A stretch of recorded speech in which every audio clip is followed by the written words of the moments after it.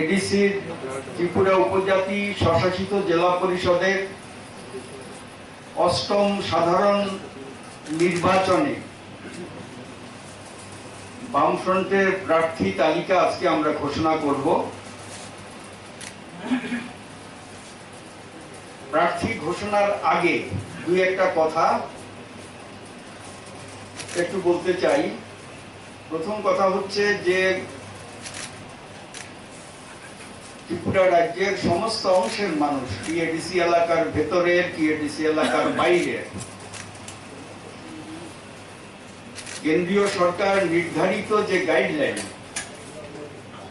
কোভিডের ইনজেকশন নেওয়ার ব্যাপারে, টিকা নেওয়ার ব্যাপারে, এইটা মেনে আমরা আহ্বান জানাচ্ছি যেই যেই বয়সের যেই যেই ক্যাটাগরি লোকদের কোভিডের টিকা নেওয়া উচিত, তারা নির্ভয়ে গিয়ে সরকারি কেন্দ্রগুলোতে, স্বাস্থ্য কেন্দ্রগুলোতে কোভিডের টিকা নেবেন। আমাদের রাজ্যেও যাতে এটাকে যথাযথভাবে মোকাবেলা করতে পারি, তার সম্প্রসারণ যেটা পুনরায় ঘটছে গোটা পৃথিবীতে, সেই আবেদন প্রথম রাখব। মূল যে পয়েন্ট, সেই পয়েন্ট হচ্ছে এডিসি ইলেকশন তো ঘোষণা হয়ে গেছে, 4 এপ্রিল হওয়ার কথা। আমরা এই যে অষ্টম সাধারণ নির্বাচন জেলা পরিষদের, এই নির্বাচনকে শুধু এডিসি এলাকার নির্বাচন বলে ভাবি না। এটা গোটা রাজ্যের জনগণের নির্বাচন। ভোট দেবেন এডিসি এলাকার যারা নথিভুক্ত ভোটার, কিন্তু এই নির্বাচন গোটা রাজ্যের জাতি, উপজাতি, হিন্দু, মুসলিম সমস্ত অংশের মানুষের নির্বাচন হিসাবেই এটাকে বামফ্রন্ট দেখতে চায় এবং সেইভাবে সবাইকে দেখার জন্য আবেদন করব। এমন একটা পরিস্থিতির মধ্যে আমরা এই নির্বাচন অংশগ্রহণ করতে যাচ্ছি, ত্রিপুরার এই গুরুত্বপূর্ণ নির্বাচন, যেই পরিস্থিতিতে দুটো দিকই আছে, গোটা দেশব্যাপী এবং আমাদের রাজ্যেও। একদিকে হচ্ছে কেন্দ্রের মোদী সরকারের যে কর্পোরেট সাম্প্রদায়িক স্বার্থ রক্ষার যত রকম প্রচেষ্টা, সমস্ত প্রচেষ্টাগুলো ওরা নিচ্ছে, পদক্ষেপ গ্রহণ করছে। অন্যদিকে তার বিরুদ্ধে জনগণের ক্ষোভ, বিশেষ করে কৃষক আন্দোলন দিয়ে যেটা শুরু হলো, শ্রমিক আন্দোলন, বেকারদের আন্দোলন, কর্মরত ট্রেড ইউনিয়নগুলোর আক্রমণ, প্রাইভেটাইজেশনের বিরুদ্ধে সংগ্রাম, এই সংগ্রাম তীব্রতর হচ্ছে, যার প্রতিফলন দেখছি গত কয়েক মাসের মধ্যে বিভিন্ন রাজ্যে জনপ্রতিনিধিত্বমূলক স্থানীয় সংস্থাগুলোর যে নির্বাচন হয়েছে,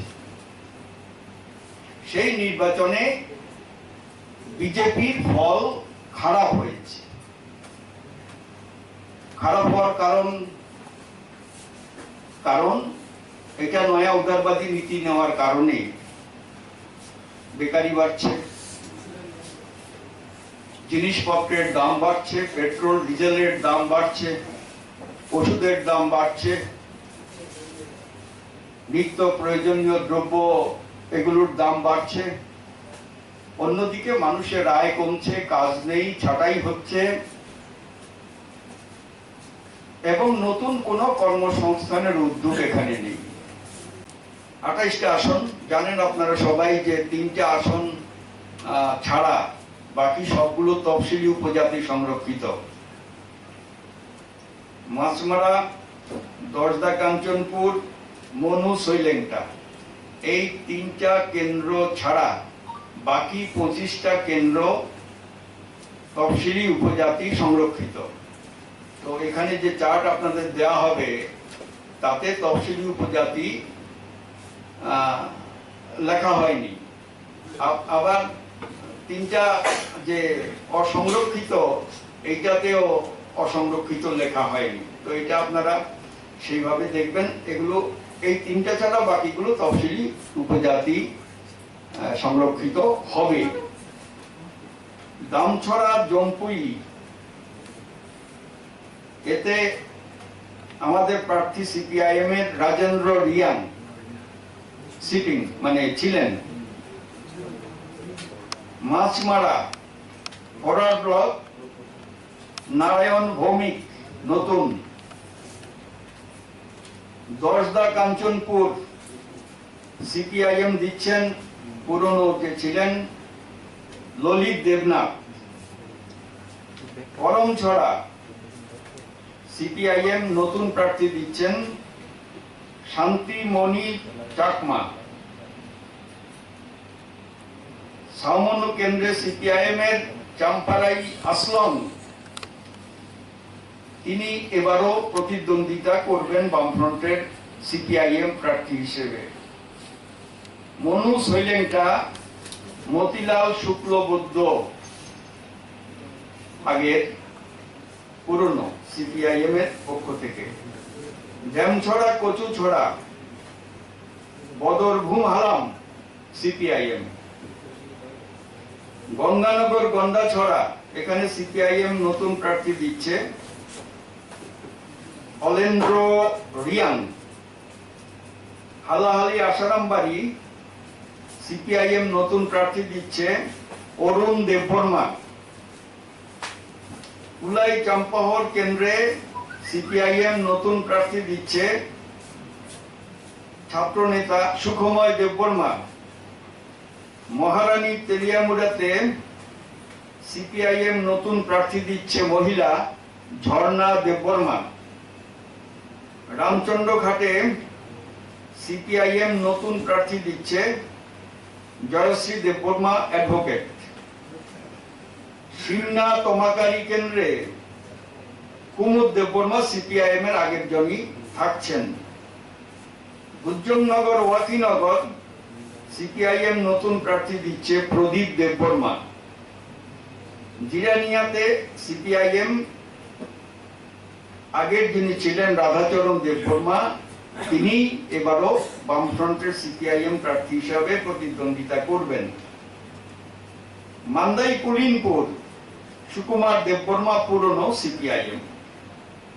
পেকুয়ারজলা জন্মেজয়নগর সিপিআইএম নতুন প্রার্থী দিচ্ছে ছাত্রনেতা নেতাজি দেববর্মা। টাকারজলা জম্পুই, এখানে নতুন প্রার্থী দেওয়া হচ্ছে মহিলা প্রার্থী অঞ্জনা কলই দেববর্মা। আমতলী গোলাঘাটি কেন্দ্রে সিপিআইএম এর পুরনো প্রার্থী থাকছে মায়ারানী দেববর্মা। কিল্লা বাগমাতে সিপিআইএম নতুন প্রার্থী দিচ্ছে অমৃত সাধন জমাতিয়া। মহারানী চেলাগাং কেন্দ্রে আরএসপি নতুন প্রার্থী দিচ্ছে হারাধন জমাতিয়া। কাঠালিয়া মির্জা রাজাপুর সিপিআইএম তার পুরনো প্রার্থীকেই দাঁড় করাচ্ছে। বামফ্রন্টের প্রার্থী হিসাবে তিনি প্রতিদ্বন্দ্বিতা করবেন পরীক্ষিত মুরাসিং। অম্পিনগর, তাতে সিপিআইএম পুরনো প্রার্থীকে রাখছে ভক্ত কলই।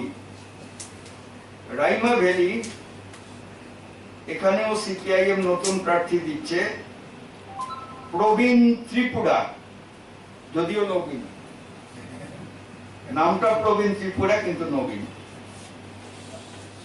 নতুন বাজার মালবাসা সিপিআইএম নতুন প্রার্থী দিচ্ছে মগেন্দ্র রিয়াং। বীরচন্দ্রনগর কলসি সিপিআই নতুন প্রার্থী দিচ্ছে সত্যজিৎ রিয়াং। পূর্ব মহরিপুর ভুরাতলি সিপিআইএম নতুন প্রার্থী দিচ্ছে যোগেন্দ্র ত্রিপুরা কন্টেস্ট করবেন। শিলাছড়ি মনুবঙ্কুল, সেখানেও নতুন প্রার্থী হচ্ছেন সিপিআইএম এর উচাথই মগ। এই 28টা আসনে বামফ্রন্টের প্রার্থী তালিকায় 4 জন মহিলা আছেন, আর নতুন প্রার্থী আছেন 17 জন, 11 জন আছেন পুরনো প্রার্থী, আর অধিকাংশই হচ্ছে 50 বছরের নিচে। অধিকাংশ প্রার্থী হচ্ছেন 50 বছরের নিচে, তারা নতুন ভাবে ইলেকশন লড়াই করছেন। এই হচ্ছে আমাদের প্রার্থী তালিকা ঘোষণা সংক্রান্ত যে বিষয় এবং তার সঙ্গে যে লক্ষ্য নিয়ে আমরা নির্বাচনী লড়াইটা করতে যাচ্ছি সেই সম্পর্কে আমাদের বামফ্রন্টের তরফ থেকে বক্তব্য। যদি কোনো প্রশ্ন থাকে